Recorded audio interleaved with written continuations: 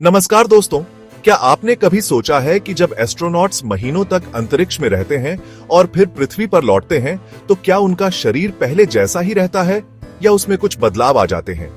आज हम इसी रोचक विषय को समझेंगे।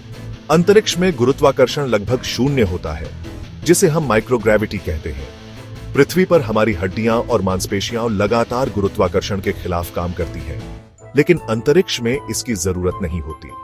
इसी वजह से एस्ट्रोनॉट्स की हड्डियों की घनत्व कम हो जाती है और मांसपेशियां कमजोर हो जाती हैं। गुरुत्वाकर्षण न होने के कारण खून शरीर में समान रूप से फैल जाता है। दिल को पंप करने में ज्यादा मेहनत नहीं करनी पड़ती। लेकिन जब वे वापस पृथ्वी पर लौटते हैं तो उन्हें ब्लड सर्कुलेशन और बैलेंस में दिक्कत महसूस होती है। एक दिलचस्प बदलाव यह होता है कि एस्ट्रोनॉट्स अंतरिक्ष में 2 से 3 इंच तक लंबे हो जाते हैं। यह इसलिए होता है क्योंकि रीढ़ की हड्डी पर कोई दबाव नहीं होता। हालांकि वापस पृथ्वी पर आने के बाद यह लंबाई धीरे धीरे सामान्य हो जाती है। कई लंबे मिशनों में एस्ट्रोनॉट्स ने बताया कि उनकी दृष्टि धुंधली हो गई। इसका कारण यह है कि माइक्रोग्रेविटी में आंख की शेप और ब्लड फ्लो बदल जाता है। नासा इसे स्पेसफ्लाइट एसोसिएटेड न्यूरोऑन्क्यूलर सिंड्रोम कहता है। अंतरिक्ष में लंबे समय तक रहने से शरीर की रोग प्रतिरोधक क्षमता कमजोर हो सकती है।